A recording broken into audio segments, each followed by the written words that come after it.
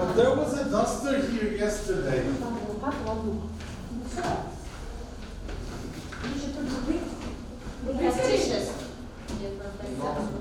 No, he brought it, but it was here yesterday.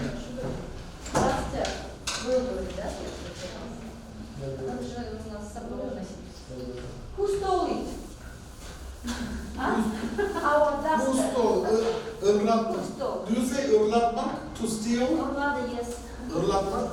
Irlatmak. Someone else stole it.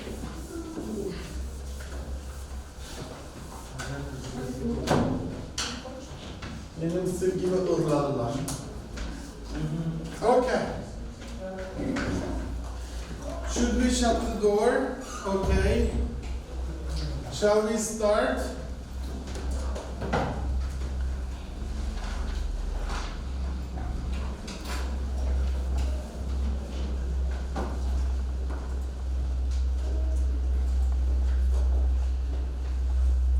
Could you ask the camera person if I should start? Может начинать уже, да, профессор? Все уже записываете? Okay. Yes, you can. Yes, sir. Kayırlı tan. Am I right? Yes. Dzień dobry. Am I right? Yes. Günaydın. And good morning. Today we are going to talk about stylistics. We will have a taxonomy and some applications. Okay? So, I would like to start with this question. What does the term style mean to you? Style. What does it mean?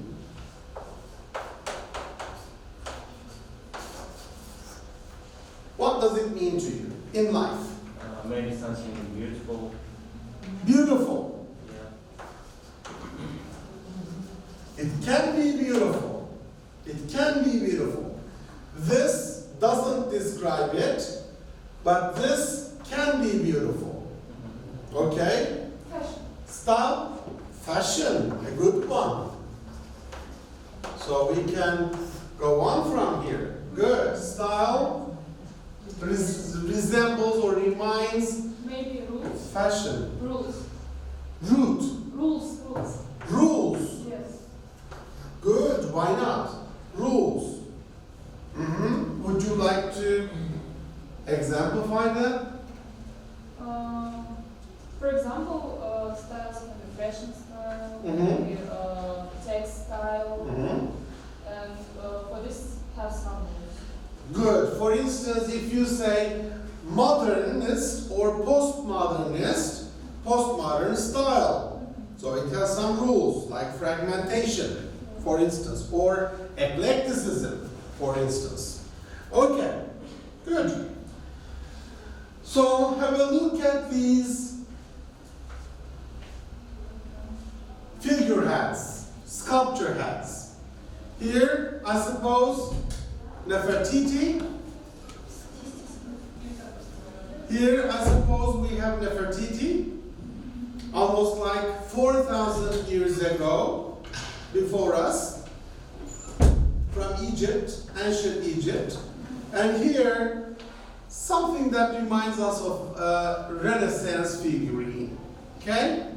So when you look at these two figurine heads, how would you comment on their styles? Remember we talked about beauty, fashion, rules. So, style. Maybe culture, something. Something cultural. Like what? Comment. Ancient culture, the first sculpture from Egypt, and it is maybe. I'm listening.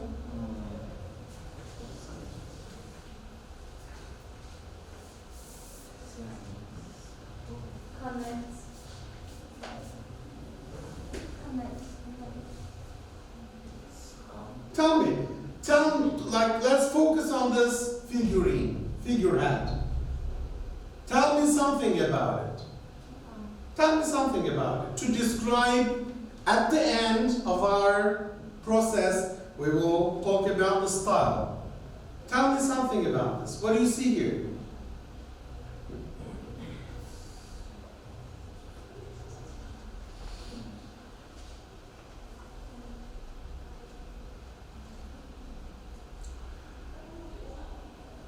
Do you see a color or colors? Ego is gold. It is colorful, right? Ancient Egyptian, let's say, and the Renaissance. Colorful. What else? What else do you see? It's look expensive. It looks? Expensive. It looks expensive, okay. What makes it look expensive then? What makes it look expensive? Gold. Yes, colored gold, right? The use of gold, for instance. Here, accessories, right? So it comes with accessories. What else? I think it's exclusive one. Excellent. Exclusive. Exquisite. Yes. Okay. Why? Because I think in the world we have only one this culture. Okay, but what do you see? Tell me first what you see here.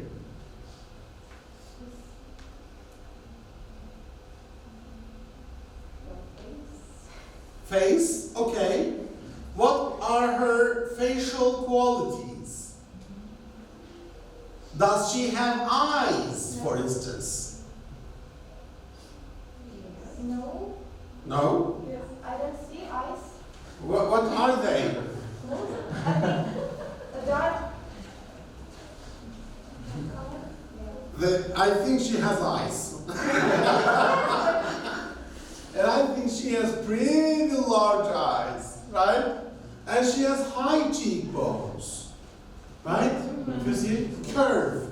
Here, she has a curve, for instance. So she has large eyes and curves. And finally, let's talk about her headwear. She has, compared to her face in proportion, she has a huge tiara or a headwear. She has a tiara. You know what a tiara is? Queens wear or princesses wear tiara. Okay. Now, so these are the words you use to describe this ancient Egyptian sculpture. What about this Renaissance piece? Do not compare yet, but just, look at these words, for instance, and write the counterparts. So, is she colorful? No. So it's monochrome. It is monochrome. What else? Does it look expensive and exquisite? Or is it rather more simple? It is simple. Gold, the use of gold? White color. So white. Maybe, can we say, let's say marble? Marble is the stone. Marble, mermer. How do you say marble in Kazakh? Mermer? We have the same word, so I said mermer. Yeah. What about the accessories? Does she have accessories? No, only her headwear, right? But no accessories. So, in that sense, we can say it is rather light, right? Tranquil. What about her eyes and nose and lips? Her eyes huge too. Yes, large eyes. And are they given in detail? Are there details? No. No? Almost the same?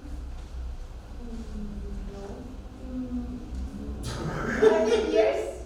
She had eyes and nose. She has eyes. Yeah. Okay, this time. She has eyes. Wonderful. Okay, she has eyes. She closed it. She has eyes, but they're shut. Okay. She has nose. She has lips. Curves. It's half the tail. Right? We have curves. Okay. Now, all these features, at first, we do not really recognize. As human beings, we just perceive, we just see it, but we do not talk about them. We can go even further. Okay? We can, for instance, think about if this carving is realistic, or if there is some sort of a message, feeling. For instance, does this give you, transfer to you, the feeling of happiness or sadness? Sadness, right? This one, for instance, does it give you the feeling of boastfulness? You know, having authority? Or being meek, like a mother? Which one? The first one. So, who is likely to be called a mother here? The second one. So, this is basically, in every aspect of our lives, we have this notion of style. And this notion of style give us something about aesthetics. Aesthetics. In order to understand aesthetics, we have to first decipher. We have to look at the parts and then the whole composition. Okay? The same is true for literary studies. We have the concept of style in literature. And for some stylistics, that is to say, the study of the style is the application of linguistic knowledge to the study of style. So if you remember the figurines, okay, with their parts. So in a poem, we have parts. For instance, if you compare, okay, curves, for instance, lexus, okay, the nose, the high cheekbones or low cheekbones, phonesthetics or phonetic qualities of a text, or length, or brevity, or the use of the grammar, syntax, okay? So it's very similar. So you can take this is a text, so you can take a poem as a text, as a sculpture. So for Leach is a leading figure in the study of stylistics. The stylistics is the study of literary style, or the style of the use of language in literature. So stylisticians try to understand how language is used in a text and why. Function. Why? Why did this Egyptian person, sculptor, put great emphasis on the tiara, but not here? Why did the Egyptian sculptor gave a detailed look or detailed existence of this neckwear? Why? Different cultures. Yes, different cultures, but why? I mean, these make them different. These details make them different. So why, for instance, you said something very important. She has no eyes, you said. What do we understand from the word eyes? Are we talking about the pupils? Yes. Or eyelashes?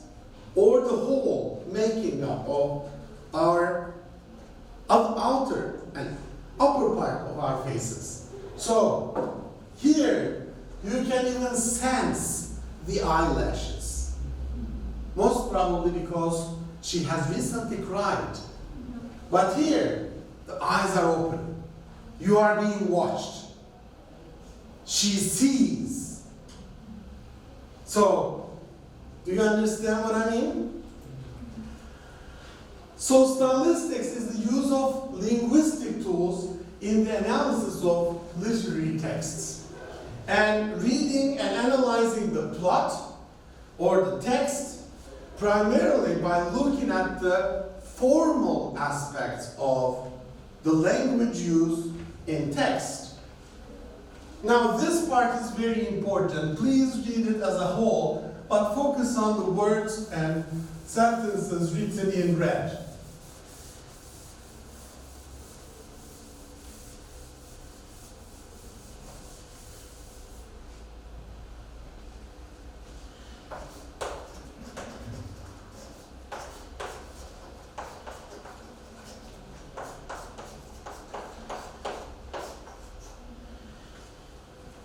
So each text comes up with some formal features.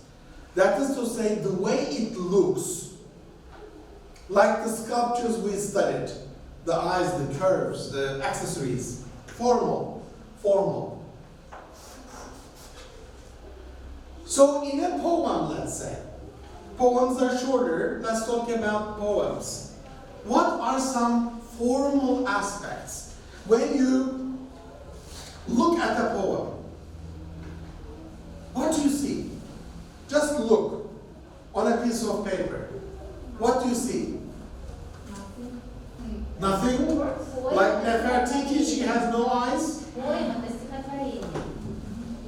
So what do you see in a poem? Shakespeare says in one of his tragedies, all I see is words and words and words. So words. You can see structure. Let them. You see the words. What else do you see in a poem? Sentences. Sentences. Why not? I like that. What else? What else? Stop, you soldier. Emotions. Emotions. Formal, visible. Stop, you soldier. Before you go any further, stop. Then what do you do after you say stop?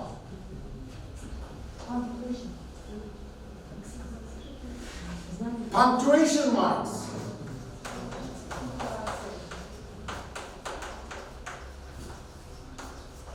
Stop, you soldier, before you go any further, comma, for instance. So you have words, sentences, and punctuation marks. These are the only things you can do in literature. Okay? You cannot carve, you cannot color, you cannot,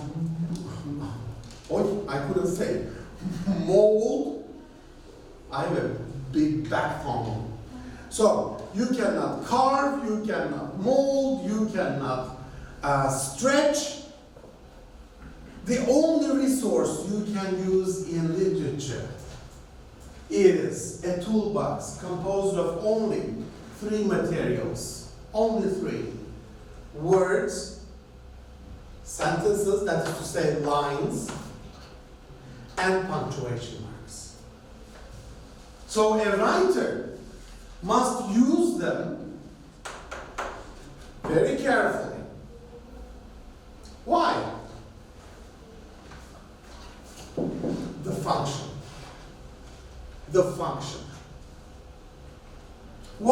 mean by function? Someone already said.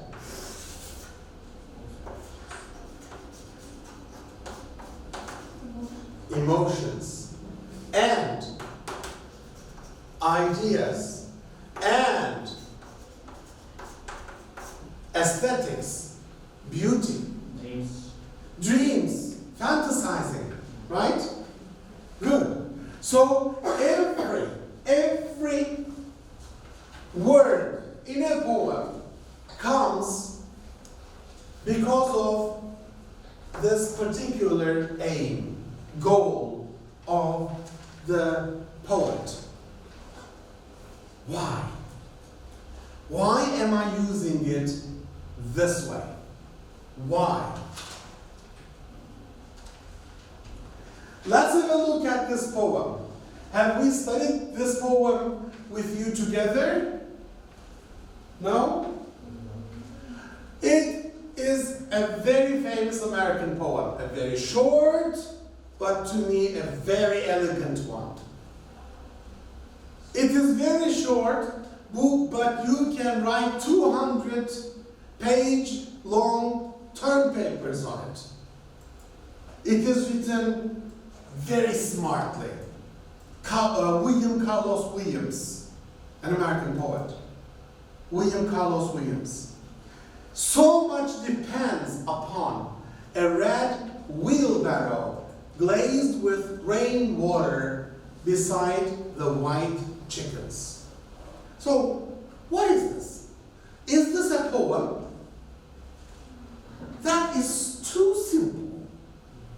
Look, so much depends upon. A red wheelbarrow, you know a wheelbarrow? You know what a wheelbarrow is? In the farms you use it. What's that? Tachka. Tachka, okay. Tachka.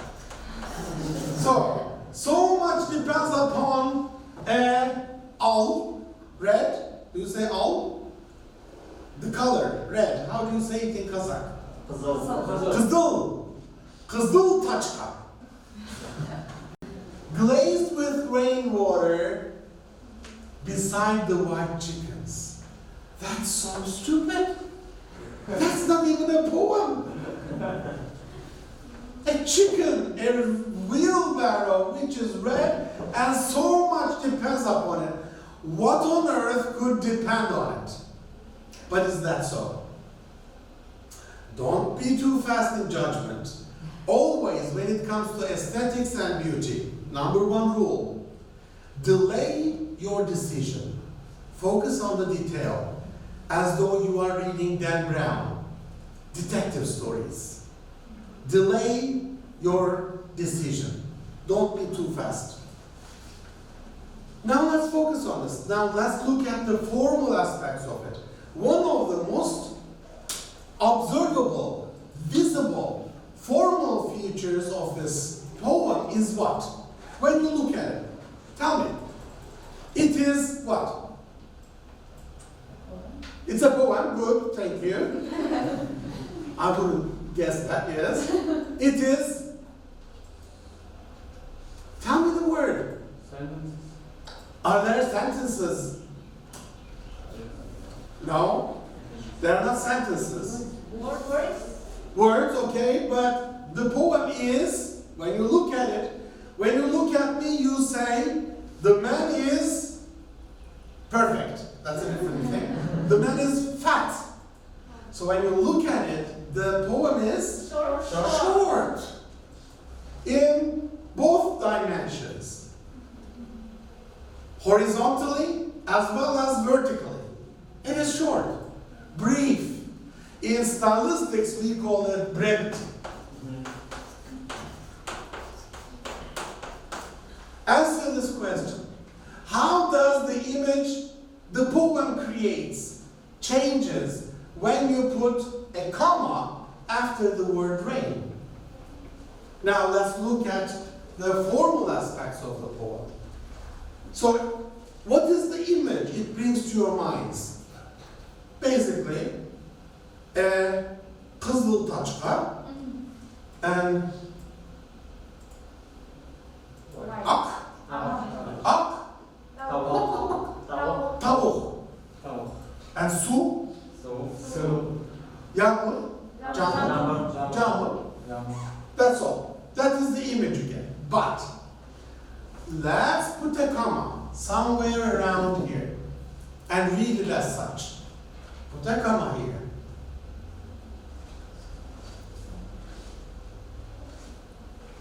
So what happens? You read it as such. So much depends upon a red wheelbarrow glazed with rain. You stop. Water beside the white chickens. Water beside the white chickens. Does the image change? Yes. Why? Because if you don't put the comma here, rainwater is on the red wheelbarrow. That's why it is glazed. But if you put the water here, there is a pile of water next to the chickens. But then you don't know really why it's glazing, only because of rain, but not water. Okay? Now, what is the effect of the use of the definite article here? Why? That is, this definite article shows how smart the poet is. What happens when he puts the definite article here? The meaning is changing. How?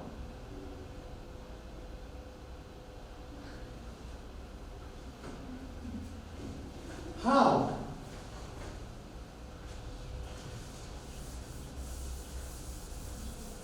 How does the use of the definite article change our experience of reading this poem?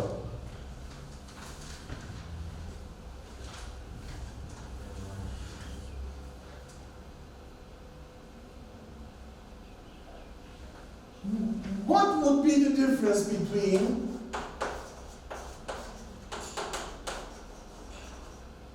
saying beside white chickens or beside the white chickens?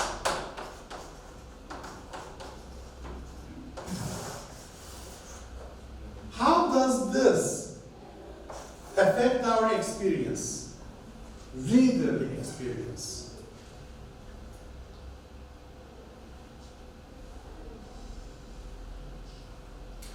I think you know why we use the definite article. It's a very simple question. It is like the 5th week question. Come on. What happens when you use the definite article? It means what? It means we know that things like these are particular ones. Yes, it's particular. It means that the poet is there.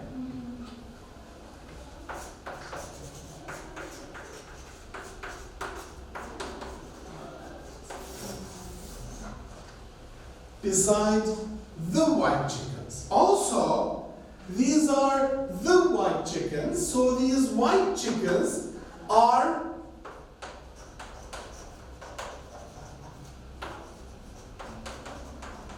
not ordinary. So the point, the focus, is not the red wheelbarrow. It is the white chickens. The title of the poem is The Red Wheelbarrow. The Red Wheelbarrow. But it is a red wheelbarrow in the poem, the red wheelbarrow in the title. But the white chickens. So now, if you focus on this, the white chickens, whose existence is more important? whose existence depends on the other. The red wheelbarrow and the chickens. So, first you read and think, it is simple, it is stupid, it is short. It's about a red wheelbarrow and blazed with rain and white chickens or what? If you read closely, by looking at its formal qualities, you come to see that the poet put you in a trap. You are trapped as a reader. It is not the poem and the poet you are that is stupid. It is the reader. Because it is not the red wheelbarrow. It is the chickens. Everything depends on the white chickens. Who are those white chickens? Readers? Readers looking at the red wheelbarrow, looking at the poem. We can also assume that. So that's why we have text linguistics. The first stylisticians started with working on the formal aspects of a poem, let's say. What makes a poem a poem? Then, text linguistics people studied in a poem, let's say, the raw phonological, grammatical, lexical, and semantic patterns that make up the text. Phonological, grammatical, lexical, and semantic patterns. Simon Armitage is a famous British poet. Okay? He has many awards. He has a poem here. Camera Obscura. It's a kind of a photograph machine. Camera Obscura, a Latin word. Let's read it together. 8-year-old sitting in Bramhouse Field, shoes scuffed from kicking a stone, too young for a key, but old enough now to walk the short mile back from school.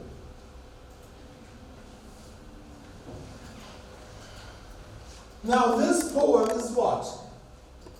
In literature, we call this this is the beginning of the poem. We call this a narrative poem.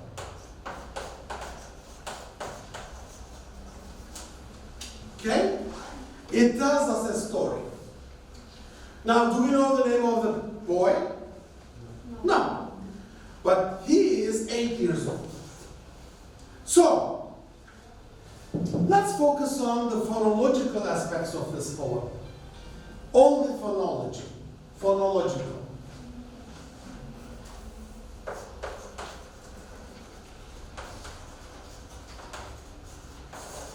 Now you tell me, what kind of phonological properties do you see in this poem?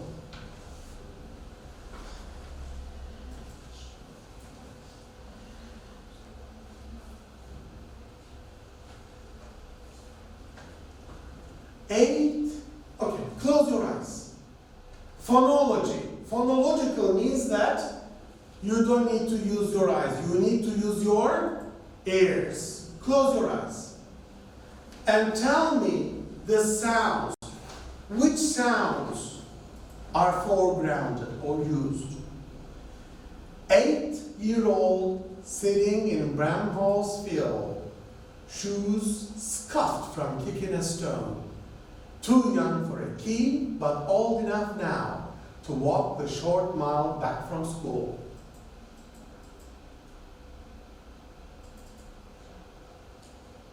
Phonological. 8-year-old sitting in Bramfield's field. Shoes scuffed from kicking a stone. Too young for a key, but old enough now to walk the short mile back from school.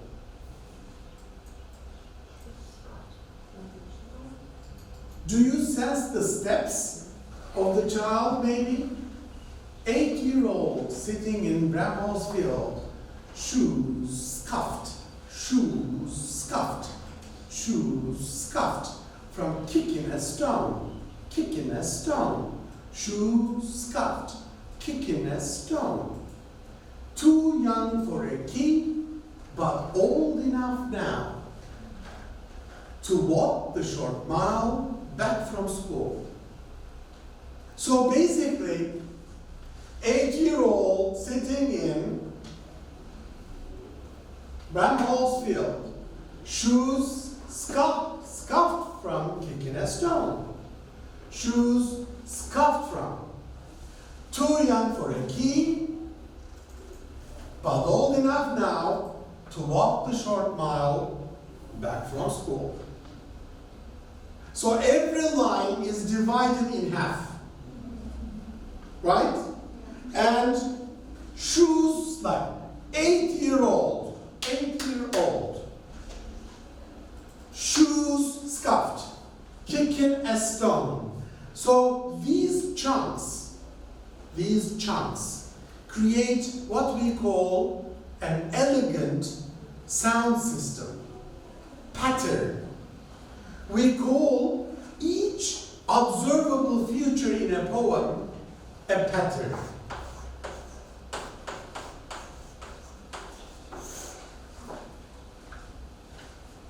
In some poems, some sounds are foregrounded, are made obvious. S, s, s, s, d, d, k, k. Okay? By nature. For instance, one statisticians claim that in the English language, the S sound is associated with something bad. Like shoes scuffed, scared. Okay? Almost all negative words in English have the S sound, he says.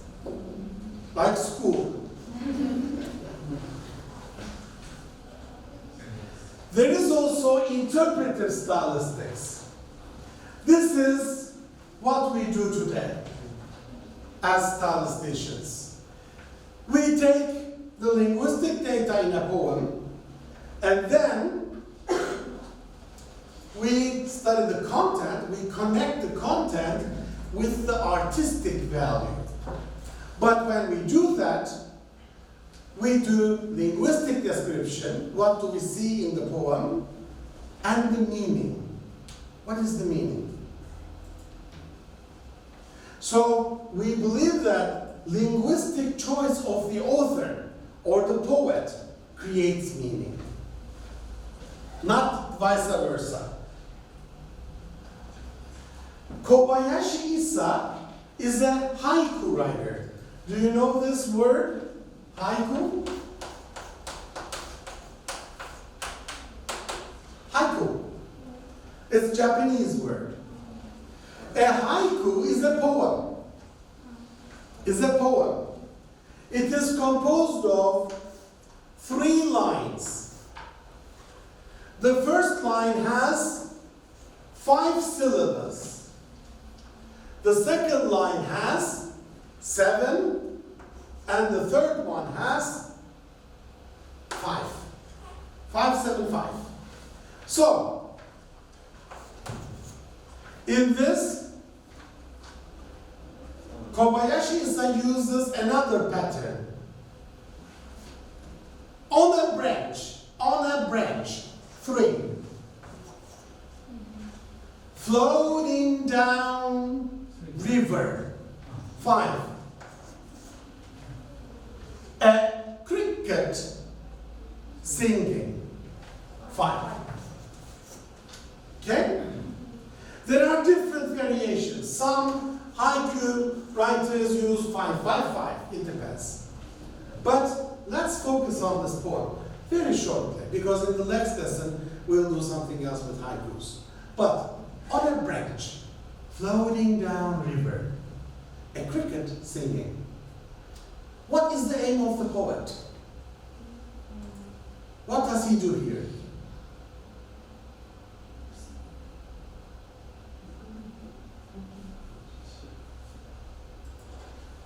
You read it, and what happens in your mental processing? Do you feel or do you see?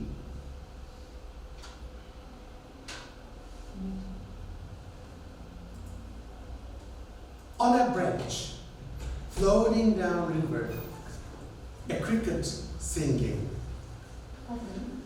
As a Japanese art, haiku focuses on the image.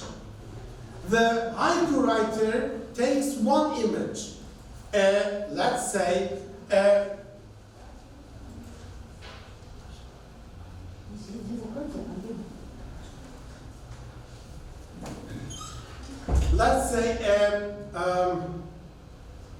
leaf falling down, and tries to, this captured image is tried by this Japanese haiku writer, haiku poet, to put it into words so that the reader sees. So, on a branch, floating down river, a cricket singing. That's all. Just a very simple image. That's why he doesn't use lengthy sentences, many adjectives. The image is simple. A cricket on a branch falling down the river. So is the haiku. Evaluative stylistics. It is more fun. Do we have time? Okay. Evaluative stylistics focuses on the worth or merits of a text. Is it a high quality text? Is it aesthetically acceptable? Is it beautiful? Or is it rubbish?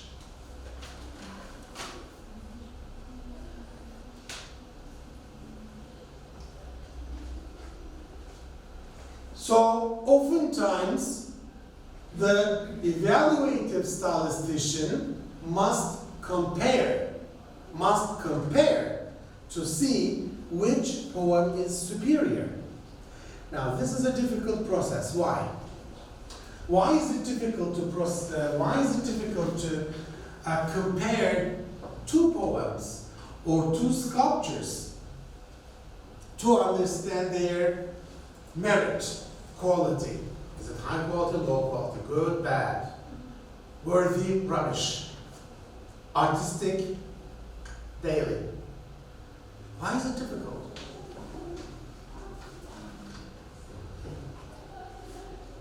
It is like your mother showing you two girls and asking you to decide which one is more beautiful for you.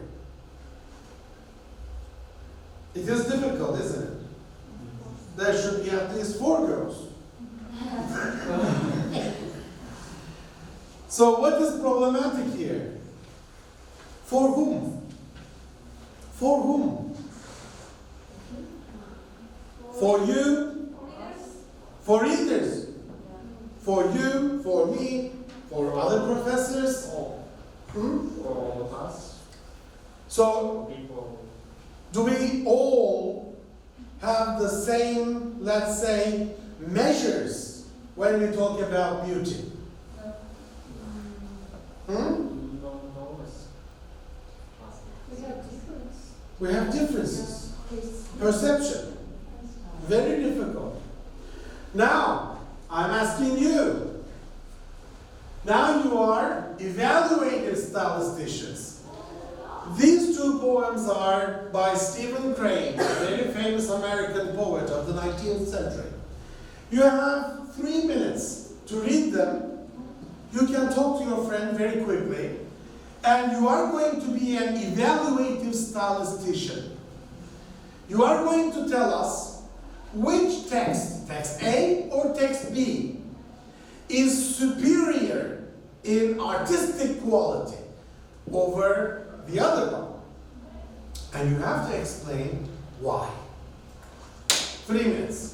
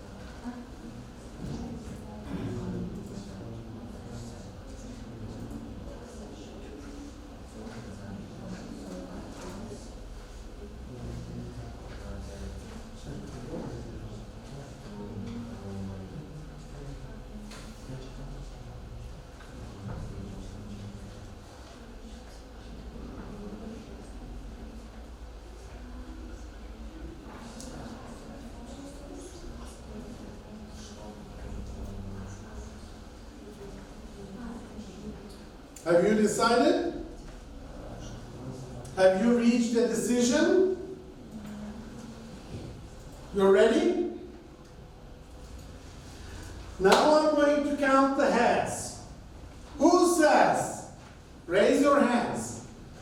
Text A has more merit, is higher in terms of artistry.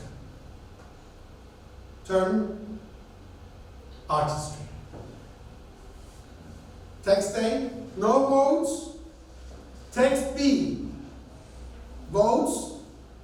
Raise your hands. I'm repeating the election procedure. Democracy sucks in this class. So, who says text A is superior? Raise your hands. No one. Okay. Text B is superior. Everyone. Interesting. Why? So this poor text A gets 0 votes. Why? Why?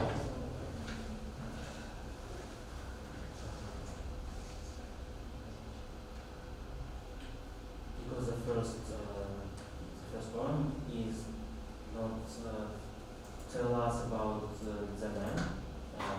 We don't know who is he. We don't know some information about he, and it's not important for us, as I think, I'm not sure.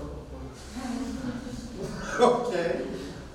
Could that be because a man, the universe, a man, but the universe, one, all, something not important, something Really. that matters.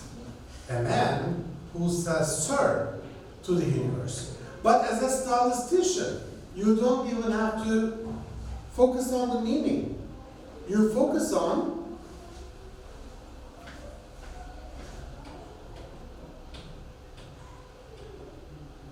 the phonological, grammatical, lexical, and semantic patterns.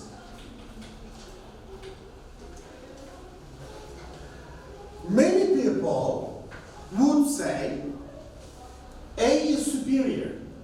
Why? First, it's a dialogue. Second, emotives are used through punctuation marks. An exclamation mark, for instance. Okay? Full stops. Or columns, yeah.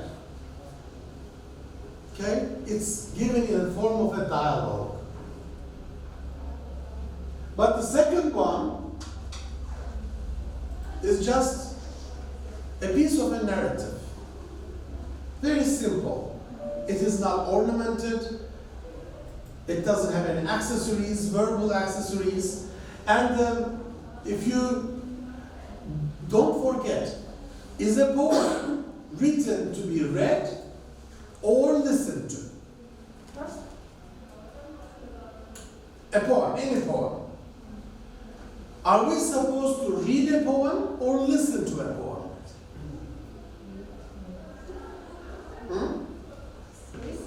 We listen to a poem. Right? Don't you think? So, a man said to the universe, "Sir, I exist." However, replied the universe, "the fact has not created in me a sense of obligation." Ups and downs, emotions through quotation marks, this and that, dialogue.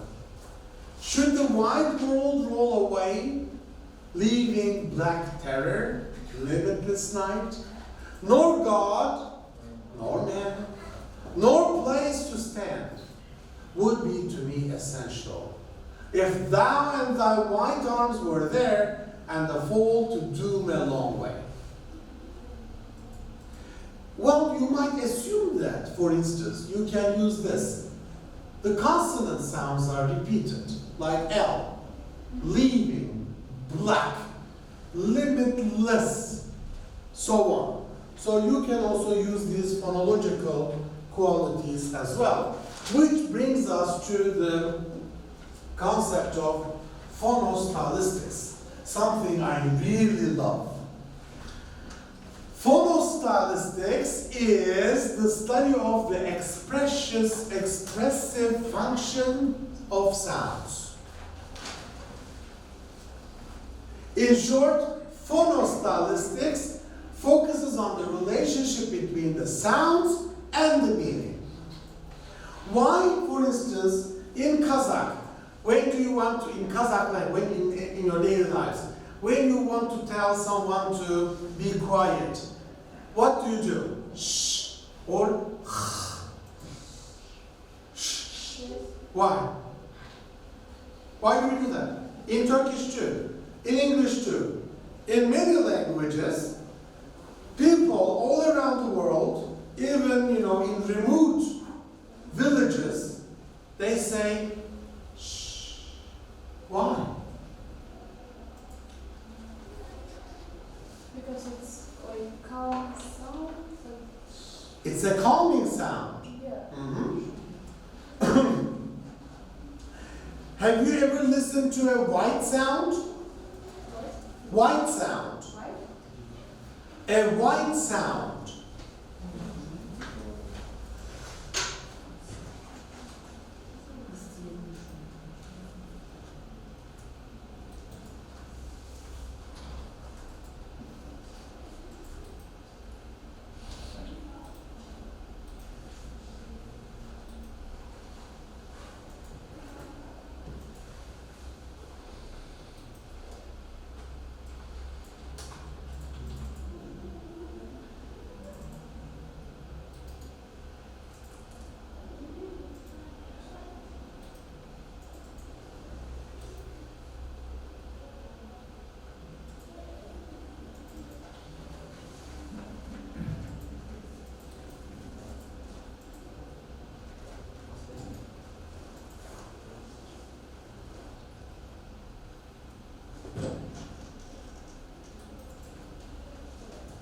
Is it connected?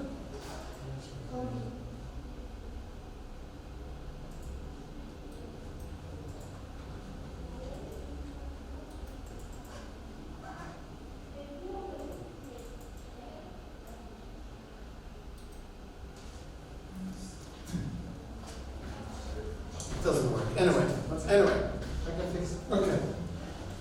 A white sound or white noise is the noise or is the sound you see in space or when you are in a mountain area. There is no sound, that is that sound. It is calming. Okay? So, you don't need to. Don't worry. Okay, thank you.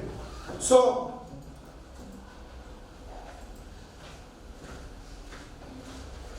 yes.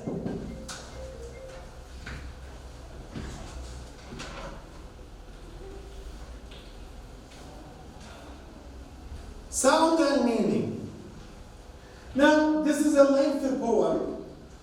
I don't hope you read it like one word at a time, but try to answer these questions. Phonostylistics. Sounds and meaning. Which consonant sound is repeated most in the text? And what is the title of the poem? Don't Google, okay? Don't go to Uncle Google. Which consonant sound is repeated most? Read it. You can read it aloud.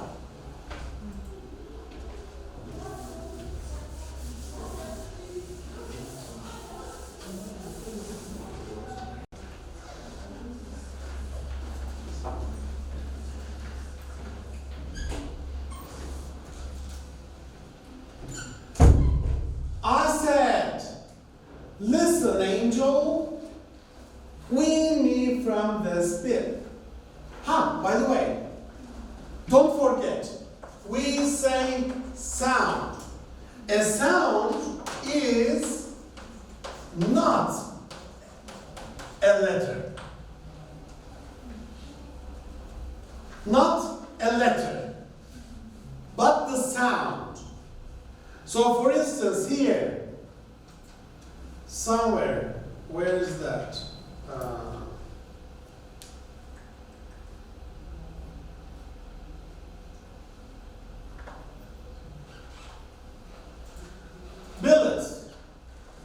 Billets. Is it a T or a D when you say it? Do you say billets or do you say billets? Billets. So it sounds both like T or D. So I said, listen. T is not a sound. Listen. Angel, wean me from this pit. I said, divorce me from this crap. The steady diet of abuse with cereal, abuse with vodka, and tomato juice. Your planted billets do among the bric-a-brac. Staying was my way of healing back. I tended his anemia and did the dishes. 4 months, the whole vicious. Standard cohabitation. But my dear, If now I dream about your hands, your hair, it is the vividness of that dead end I miss, like chess, mind against mind. Okay? Which sound? Which consonant sound is repeated most?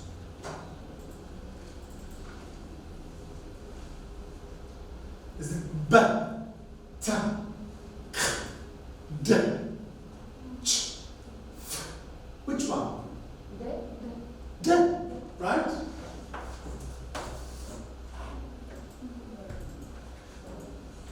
I will just go to the second question directly. What is the title of the poem?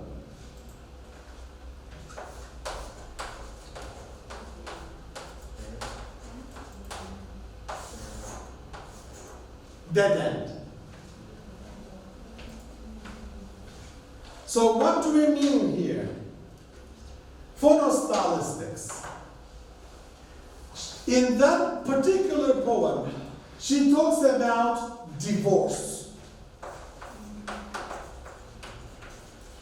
And this term reminds her of D sound. D, divorce. And she named her poem Dead End, Dead and 3 Ds. How many sounds are they? D, 6. 3 sounds are D sounds, 3 sounds are other sounds. So half of the title is dead. And it's about divorce. And here, for instance, mind, end, dear, dishes, diet. Okay? D sounds are repeated in form of what? Rhyme. Rhyme. You know this word? Yes. Rhyme? Yes? Kafiye. Or uyak. Rhyme.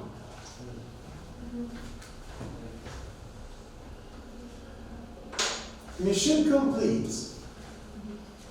We are done.